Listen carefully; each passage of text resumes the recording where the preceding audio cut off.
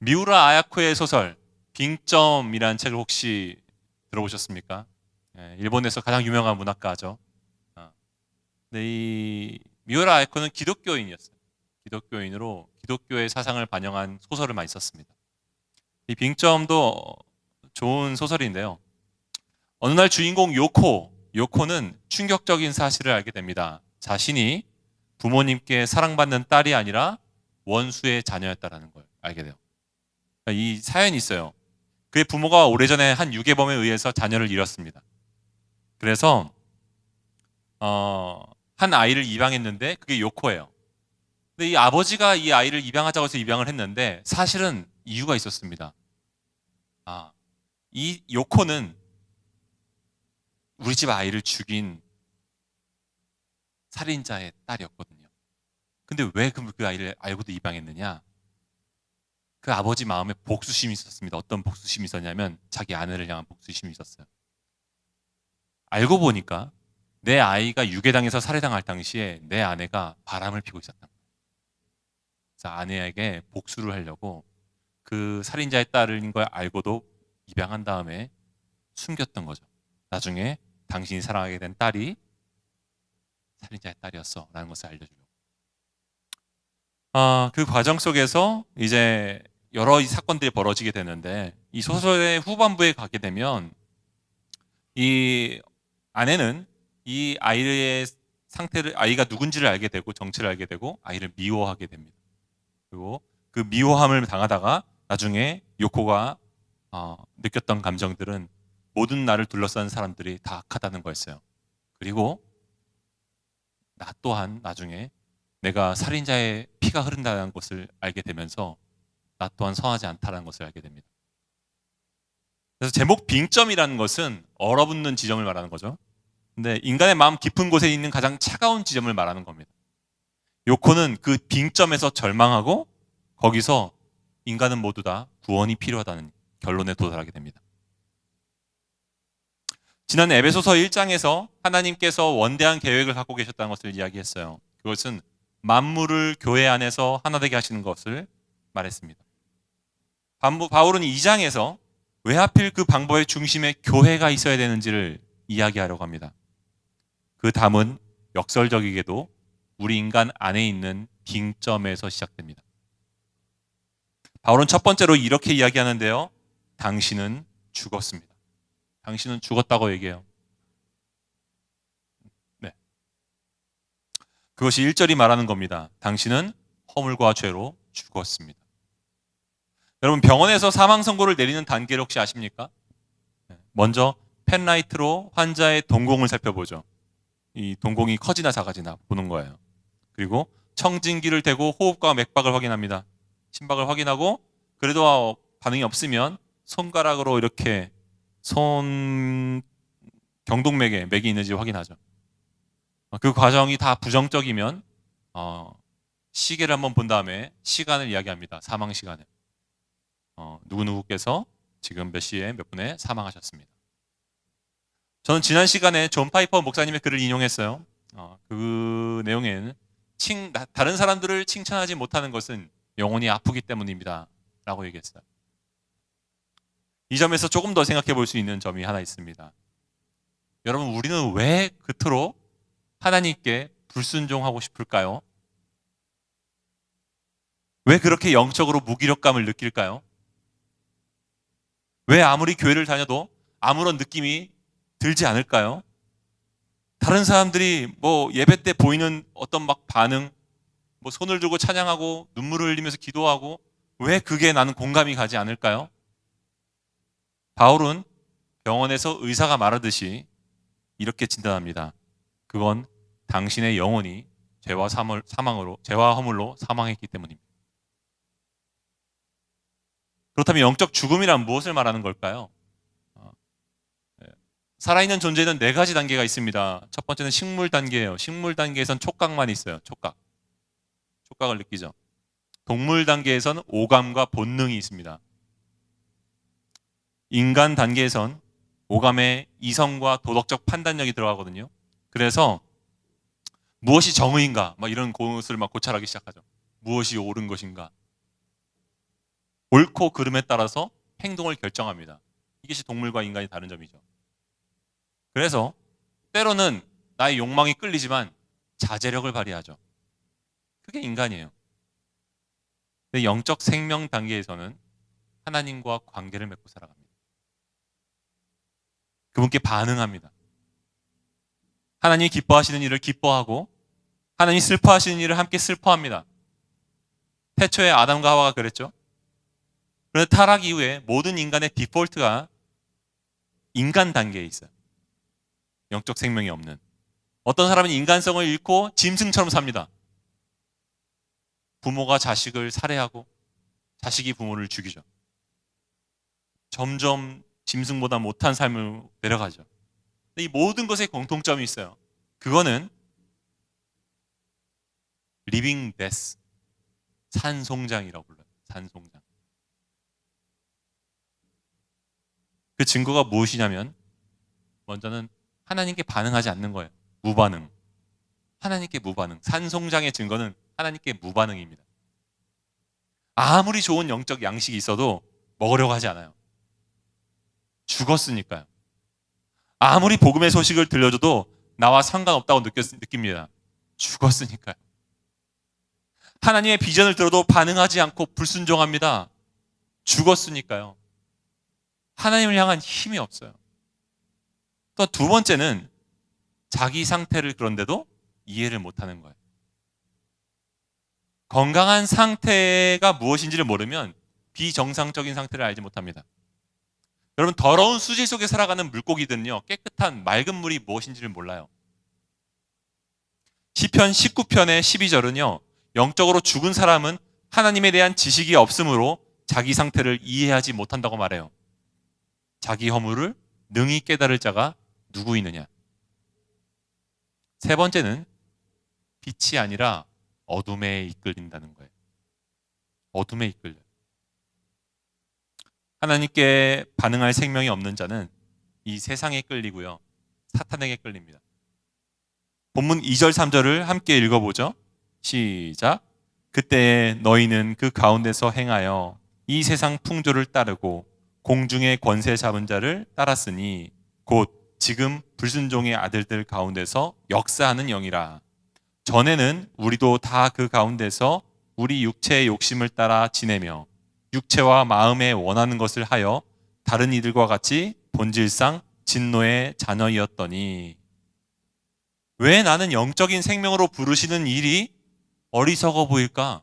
왜 난 저항하고 싶을까? 왜 나는 하나님이 기뻐하시지 않는 방향으로 마음이 끌릴까? 왜 기울어져 있을까 그쪽으로? 바울은 진단합니다. 당신은 허물과 죄로 죽었기 때문입니다. 여러분, 이것이 요코가 빙점에서 발견한 난처함이에요. 내 영혼이 죽어 있구나. 여러분, 우리는 모두 다 도움이 필요합니다. 우리는 모두 다 살아나야 될 기적이 필요합니다. 죽은 자는요, 자기 스스로를 심폐소생술할 수 없어요. 그리고 이것에 대한 대답으로 바울은 두 번째 진술을 하는데요. 그러나 하나님이 살리신다. 그러면 4절에서 인류 역사상 가장 아름다운 두 개의 단어가 등장합니다. 그것은 but God이에요. but God. ESV 성경을 보면요, 이렇게 시작합니다. But God, being rich in mercy. But God. 앞에서는 우리의 난처함을 이야기했는데 4절은 but God. 이 새한글 성경으로 4절부터 6절까지 볼 텐데요. 여기서 하나님은 어떤 분이시냐면 죽은 자를 살리기 위해서 그의 무덤에 들어가서 그를 일으켜서 같이 나오시는 분입니다. 자, 읽어드릴게요. 그러나 하나님은 한결같은 사랑이 풍성하신 분이십니다. 우리를 사랑하시는 하나님의 사랑이 엄청납니다. 그런 까닭에 하나님은 비록 여러 잘못을 저지른 탓에 죽은 우리들이지만 그리스도와 함께 살려내셨습니다. 그거 아십니까 여러분? 은혜로 여러분은 구원받았습니다. 그리고 하나님은 우리를 예수님 안에서 함께 일으키셨고 하늘에 함께 앉히셨습니다. 여기서 함께라는 단어가 연속되는 것을 보세요. 여러분, 예수님은요, 영원한 죽음에서 혼자 버려져 있던 우리를, 내 상태가 무엇인지도 모르는 우리를 살리시기 위해서 그 무덤에 들어가셔서 함께 나오셨습니다. 함께 아들의 자리에 앉으셨습니다. 여러분, 영화 혹시 배우 브루스 윌리스라는 배우 혹시 아시는 분 있으십니까? 고개를 끄덕이면 나이가 30대 이상. 브루스 윌리스 모르지? 모르지? 처음 들어보지? 되게 유명한 사람이네. 영화 다이하드라고 아니 혹시? 다이하드 모르지? 세상에, 다이하드를 모르구나. 네, 재밌는 영화 있는데. 네, 오늘 넷플릭스에서 다이하드 1 봐봐요. 재밌어요. 1988년도쯤에 나왔을 거야 아마. 근데 그 배우가 등장한 영화 식스센스라고 있습니다. 식스센스. 제가 매우 좋아하는데요. 주인공 말콤이라는 사람이 있습니다. 이 사람은 심리학자예요. 근데 아내와의 소통에 어려움을 느끼는 지점이 어느 날 있었습니다. 아내에게 무슨 말을 하면 아내가 반응을 안 해요. 여보, 오늘 뭐 먹어? 오늘 저녁 뭐야? 말을 안 해요. 밥을 안 차려줘요. 그리고 여보, 우리 집에 지금 자동차세를 안 냈어? 말이 없어요. 반응을 안 해요. 같이 있는데 대답이 없는 서로의 관계. 얼마나 힘듭니까? 괴로워요. 근데 그러다 어느 날 한 아이를 만난 거예요. 근데 그 아이는 이렇게 얘기하는 겁니다. 자기는 유령을 봅니다. 아저씨, 저는 유령을 봐요. 무슨 소리야? 그건 심리학적으로 네가 지금 약간 우울증에 걸린 거야. 이렇게 본 거죠. 근데 계속 관계를 맺다 보니까 이 아이가 진짜로 유령을 보는 게 맞는 거예요. 그래서 근데 이 아이가 말합니다. 저 유령이 뭔가를 원하는 것 같아요. 근데 그 아이가 말하는 유령의 증상을 보니까 이 사람이 심리학자잖아요. 저거 도움을 요청하고 있는 거야, 너한테. 그래서 예를 들어서 지금 저 정확하게 기억 안 나는데 막 되게 무서워 보이는 유령이 뭔가 이렇게 막 사람들을 밑에서 이렇게 막 해치려고 하는 거, 위에서 이렇게 매달려가지고. 그러면은 알고 봤더니 이 아이가 원했던 건, 이 유령이 원했던 건 밑에 떨어져 있던 인형이에요. 자기가 어릴 때 갖고 다녔던 인형. 그 인형을 이 아이가 선반 위에 올려놓습니다. 그러니까 이 유령이 더 이상 사람을 해치려고 하지 않아요. 사실 이 유령은 사람을 해치려고 했던 게 아니라 자기 인형을 주려고 했던 거죠. 이 유령은. 그런 식인 거예요. 그런 식으로 유령들이 갖고 있는 고충들을 해결해 주니까 유령들이 평안을 얻습니다. 그런 내용인데. 집에 와서 봐봐. 재밌어요. 근데 이 영화가 재미있는 건 영화의 결말에 가면 반전이 있습니다. 말콤이 죽은 사람이었던 거예요. 말콤이 죽은 사람이었던 거예요. 여러분, 말콤이 왜 아내한테 말을 거면 아내가 왜 말을 안 했을까요? 안 보이니까요. 소름 돋지? 네. 근데 이 말콤이, 이 말콤이 되게 싫어하네? 네. 이 아이가 나를 본 것도 이 아이는 유령을 보니까요. 이 아이가 말콤의 나중에 문제를 해결해주면서 말콤은 자유로웠습니다. 자, 그런 내용인데 제가 중학교 3학년 때 친구들과 이 영화가 비디오 나왔다는 것을 알게 됐어요. 어릴 땐 영화관 잘 못 갔으니까요. 그래서 비디오 방에 가서 비디오 가게 가서 비디오를 빌려다가, 그땐 1,000원 주면 빌려서 친구네 집에 갔어요. 친구 데뷔시터. 딱 갔는데 비디오를 딱 껐는데 한 친구가 말하는 거예요. 쟤 죽었어. 이렇게 얘기하는 거예요. 그다음부터 제가 영화를 보는데 계속 이해가 되는 거예요, 내용이. 당연하지. 그 죽은 사람이 살아가는 내용들이 이해가 되잖아요. 그래서 영화를 재미없게 봤어요. 여러분, 이 영화는요, 당시 엄청나게 센세이션했던 영화입니다. 근데 제가 이 영화는요, 결말을 알면 모든 것이 완전히 새롭게 보이는 영화예요. 그전에는 안 보이던 부분들이 다 보입니다. 여러분, 제가 이 얘기를 왜 하냐면, 식스센스는 기독교적인 통찰을 우리에게 주고 있다는 거예요. 여러분, 이 땅에 사는 우리는 내가 살아있다고 생각합니다. 내가 생각하고 살아간다고 생각하죠. 그런데요, 영원한 결말에서 오늘을 볼 때 우리의 영혼은 죽어 있었습니다. 우리는 내가 생명이 없다는 것을 알게 되죠. 여러분, 에스겔이 보았던 환상에 비슷한 내용이 나옵니다. 그가 보았던 환상 속에서는 마른 뼈가 골짜기에 가득해요. 마른 뼈들이, 죽은 스켈레톤들이죠. 네, 그 스켈레톤들이 영적인 이스라엘 백성들을 말하는 거예요. 여러분, 이 세상은요, 마른 뼈가 가득한 골짜기입니다. 다 죽어 있어요. 살아있는 것처럼 보이지만 죽어 있는 겁니다. 물론 이럴 수도 있습니다. 아, 난 수분이 부족한 것 같아. 나 핸드크림 좀 발라야겠어. 그래서 막 핸드크림 사서 바르고, 비비크림 바르고, 비비크림 아니고 수분크림 바르고, 그리고 비비크림 바르면 얼굴 건조해지죠. 그리고 이제 뭘 먹어야겠어. 뭘 먹고, 막 그런다 한들 이 뼈다귀가 사람이 될 수 있습니까? 없죠. 그럼 우리가 살아가는 게 그와 같다는 거예요. 왜 공허합니까? 왜 목마릅니까? 그걸로 안 채워진 우리가 죽었기 때문입니다. 그런데 하나님께서 그 에스겔 선지자의 환상 속에 등장하셔서 그 마른 뼈들에게 생기를 불어넣으십니다. 그러니까 갑자기 힘줄이 붙고 가죽이 붙고 근육이 붙어서 걸어다니죠. 그리고 하나님께서 그 골짜기에서 나와서 걷게 하십니다. 그 전과는 다른 삶을 살아가는 거죠. 여러분, 그것이 우리예요. 전과는 다른 삶을 살게 됩니다.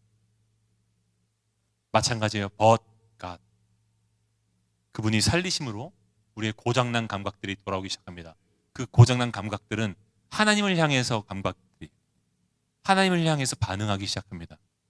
하나님을 향해서 그분의 사랑을 느끼기 시작하고 그분을 사랑하기 시작하고 그분을 기뻐하기 시작하고 그분의 기쁨이 되고 싶고 그분께 감사한 마음이 들고 그런 마음이 들기 시작해요. 그분이 싫어하는 일을 나도 아파합니다. 감각들이 돌아오기 시작해요. 마른 뼈가. 그리고 그러다 보면 때로는 우리는 연약해서 넘어질 때도 있지만 경보가 울려요. 하나님을 찾을 때라고. 네가 지금 하나님과 멀다고. 그래서 우리에게 이렇게 선포하죠. 주여 저를 새롭게 하옵소서. 제 영혼을 만져 주옵소서. 여러분, 이것은 내가 살아있다는 증거예요. 저는 확신합니다. 여러분, 우리의 하나님을 향한 열심이 아니라 하나님의 우리를 향한 열심이 우리를 살립니다. 우리의 하나님을 향한 열심은 일관성이 없어요.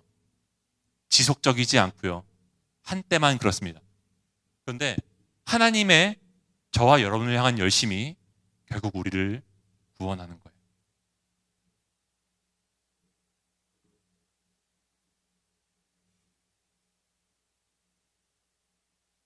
바울은 그래서 은혜라고 얘기합니다. 너희는 은혜로 구원을 받은 것이다. 그 하나님이 지금도 일하시는 증거가 뭔지 아십니까? 교회. 그분이 지금도 마른 뼈를 살리신 증거가 교회입니다. 그렇다면 이와 같은 은혜를 받은 우리는 어떤 자세로 서야 될까요? 바울은 마지막으로 은혜에 대한 우리의 올바른 반응을 제시하는데요. 세 번째로 그것은 겸손히 하나님을 자랑하는 겁니다. 여러분 2장 7절부터 9절까지 한번 보시죠. 7절 같이 읽겠습니다. 시작. 이는 그리스도 예수 안에서 우리에게 자비하심으로써 그 은혜의 지극히 풍성함을 오는 여러 세대에 나타내려 하심이라. 바울은 그 은혜 받은 자의 자연스러운 반응은 하나님을 자랑하는 거라고 말합니다. 하나님이 제게 은혜를 베푸셨어요. 저를 살리셨습니다. 제가 그분을 찾기 전에 그분이 먼저 저를 찾으셨어요. 또한 의도적인 겸손이라고 말해요. 8절부터 9절까지.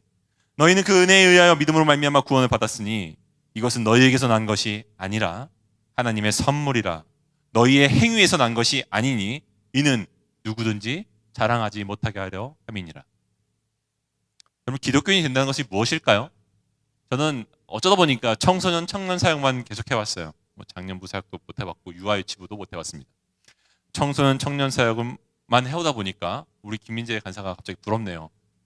지금 정석을 밟고 있잖아요. 유아유치부, 지금 어린이부, 다음엔 청소년부, 청년부도 넘보지 마. 네. 네, 정말 정석을 밟고 있는 저보다 더 멋진 친구가 될 겁니다. 그러다 보니까 그 친구들과 많은 예배를 드려왔고 많은 얘기를 나눠왔는데요. 그러면서 알게 된 게 생각보다 많은 청년들이 아직 내가 그리스도인이 아닌데 내가 그리스도인이라고 생각하고 살아가는 경우들이 많이 있습니다.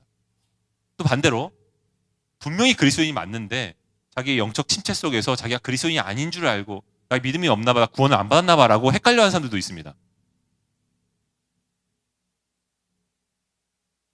어, 저는 여기서 그리스도인이 되는 두 가지 시금석을 말씀드리겠습니다. 그럼 첫 번째는 이거예요. 그리스도인들은요, 하나님을 자랑하는 일에 항상 관심을 두고 살아갑니다. 우리가 알듯이 그리스도인이 되었다는 건요, 나의 죄를 인정하고 그때마다 돌아보게 되었다는 것을 의미하죠. 그런데요, 여러분, 우리는요, 동시에 내가 무엇을 자랑하고 있는지를 생각해 봐야 돼요. 내가 평소에 뭘 자랑하지? 뭘 자랑할 때 행복해하지? 죄만 아니라 우리의 자랑도 생각해 봐야 됩니다. 자랑은요, 그 사람의 가장 큰 믿음이에요.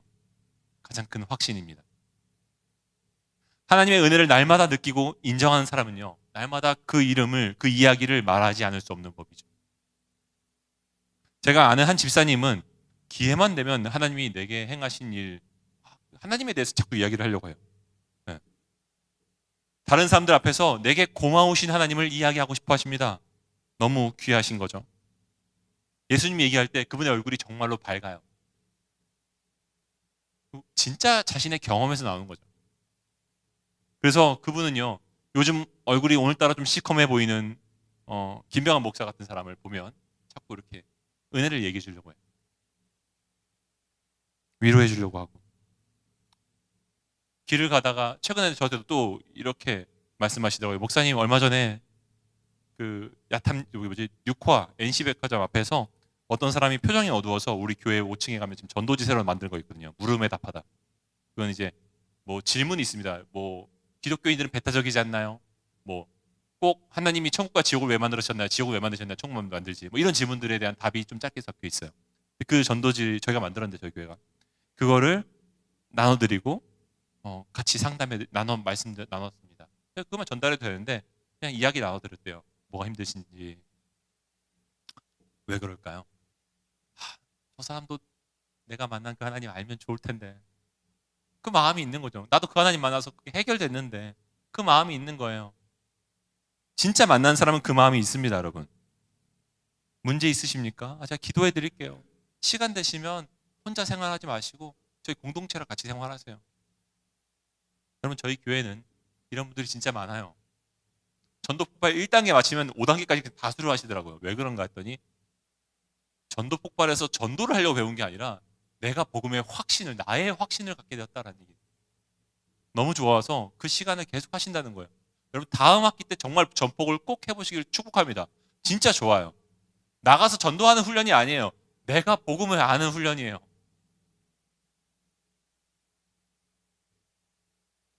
어, 또 하나는 이겁니다. 그 사람은요, 의도적으로 겸손합니다. 의도적으로. 마치 이런 겁니다.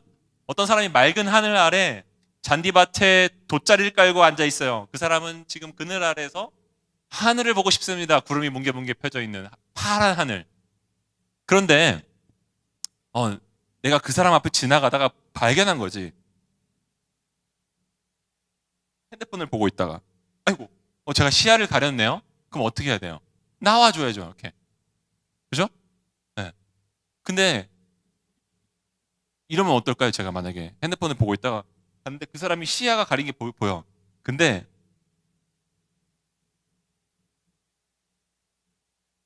저한테 관심 있으세요? 저 잘생겼죠? 뭐, 예, 저 좀 더 봐주세요. 뭐 이렇게 얘기한다면 그 사람이 어떨까요? 되게 당황스러워하겠죠? 그죠? 그럼 어, 그 사람이 내가 정말로 그 사람이 하늘을 보기를 원하는 사람이라면 저는 비켜줄 겁니다. 여러분, 우리가 살아가다 보면 내가 드러날 때가 있어요. 또 내가 돋보이고 싶은 마음이 들 때가 있습니다. 근데 그리스도인들은 은혜를 아는 사람이에요. 내가 오늘 나 된 것은 내 노력과 모든 열정이 만든 게 아니라 그 노력과 열정조차도 하나님의 은혜 아래 있었다는 것을 인정하는 겁니다. 그 사람은 그런 모든 순간들에 나를 드러내고 싶은 마음이 있지만 의도적으로 하나님을 이야기합니다. 하나님께서 제가 중학교 때 너 어떻게 이렇게 드럼 잘 치니? 제가 하나님께서 저 중학교 때 교회에서 좋은 드럼 선생님을 만나게 해주셨어요. 우리 김미재 강사님 같은 분 만나게 해주셨어요. 이런 얘기 하는 거예요. 하나님의 은혜를 찬양하는 거죠. 공로를 돌리는 거죠. 그럼 기독교인은요, 의도적으로 겸손합니다. 왜냐하면 내가 아까 그 경우와 같이 태양빛을, 하늘을 가리게 될 것 같아서 의도적으로 겸손합니다. 하나님의 은혜를 가로채고 싶지 않은 거죠. 그래서 이 두 가지 표지가 만약 자기에게 없다면 여러분들이 1절에서 말한 사망선고로 돌아가실 필요가 있습니다. 나는 왜 영적으로 무기력하지? 계속해서 왜 하나님께 순종하고 싶은 마음이 단 한 번도 든 적이 없지? 그런 생각이 만약 든다면 바울이 한 말을 기억하십시오. 아, 내가 영적으로 죽어서 그렇구나. 내가 그 상태구나. 마른 뼈구나.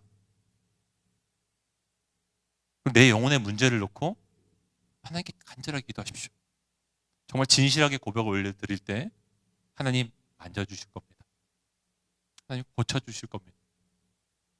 4절에서 말하는 but God을 경험하게 될 겁니다. 또한 여러분 이미 믿은 지 오랜 청년들 중에서도 영적 침체를 겪는 경우들이 있습니다.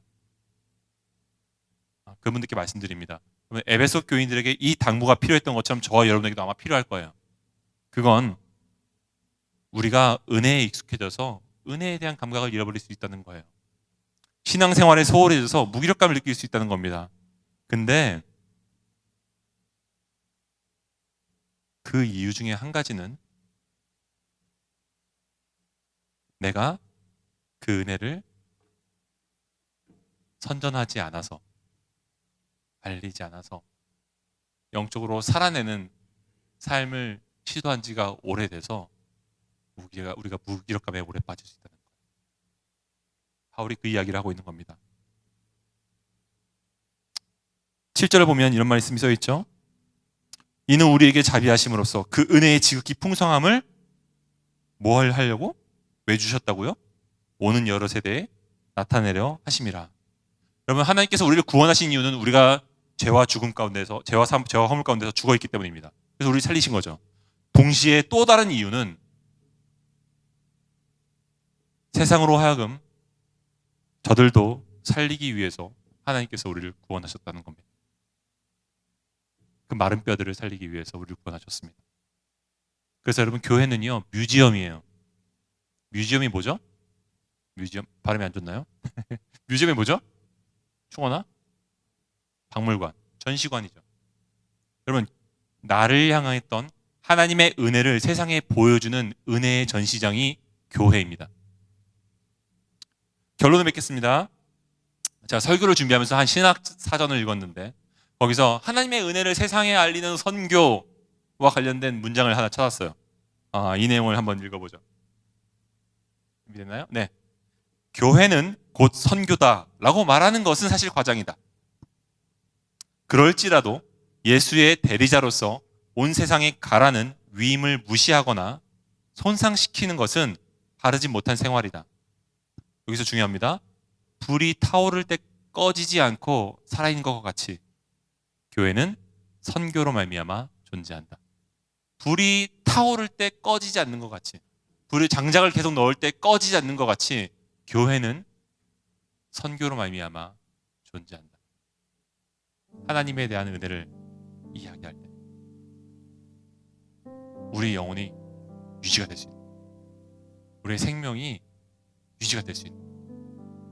여러분 살다 보면요 힘든 일이 있죠. 이상해요. 네. 제가 사실 지난주에 그런 기도 예배 끝날 때 거의 그런 말을 들었잖아요. 하나님께서 저한테 이런 마음 주셨다고. 병환아 그만, 병환아 그만, 너 힘들어하는 거 오늘까지 그만. 왜 그 마음을 주셨냐면 제 마음에 이런 마음이 들었어요.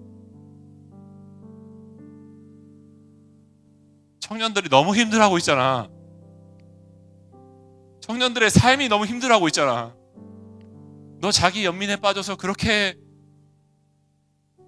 너만 너의 문제에 함몰되어 있으면 지금 저 힘들어하는 청년들 어떻게 도와줄 수 있어? 그 마음 주신 거예요. 여러분, 우리가 인생을 살아가다 보면요, 힘들 때가 있죠. 제가 여러분들 요즘 보면 너무 힘들어 보여요. 너무 힘들어 보여요. 너무 힘이 없어요. 너무 아파요. 얘기 듣다 보면 너무 가여워요. 왜 이렇게 힘들죠? 왜 이렇게 힘듦이 많죠? 어렵죠? 이거 뭐 어떻게 도와줄지 모르겠어요. 제가 오늘 예배를 시작할 때 시편 42편의 이야기를 나눠줬는데, 오늘 주보에도 써놨잖아요. 내 영혼아 어찌하여 낭망하느냐, 너는 하나님을 바라라. 그 이어지는 구절이 그거였다고 했잖아요. 그가 얼굴을 도우심을 말미암아 우리가 회복된다. 우리 굳어진 얼굴을 하나님이 도우실 수 있습니다. 그가 우리 얼굴을 피게 도와주세요. 그래서 여러분들은 우리의 문제를 하나님께 고백하길 원합니다. 오늘 좀 두 가지 하기 원하는데, 먼저는 이렇게 좀 고백하지 않겠습니까? 하나님, 제게 문제가 있습니다. 제게 아픔이 있습니다. 제게 어려움이 있습니다. 하나님, 그 문제를 하나님께 들고 나가기 원합니다. 하나님, 도와주십시오. 저를 살려주십시오. 하나님, 제가 너무나도 어떻게 해서 이 방법을 벗어날지 어떻게 방법이 모르겠습니다. 아무리 사람들 만나고 어떤 조언을 들어도 스케줄이 하나 더 늘어난 것 같고, 그냥 버겁고, 사람을 만나고 싶지도 않고, 내 마음을 나누고 싶지도 않고, 하나님, 내가 왜 이런지 모르겠습니다. 내 영혼이 죽어가는 것 같습니다. 바로 그때 But God, 나를 만지시는 하나님을 경험하십시오. 그 하나님을 좀 만나십시오. 그 하나님 여러분 기다리고 계십니다. 이 시간 함께 기도하기 원합니다. 주님 아버지, 저를 만져주시옵소서. 저의 문제를 만져주시옵소서. 저의 상황을 들어주시옵소서.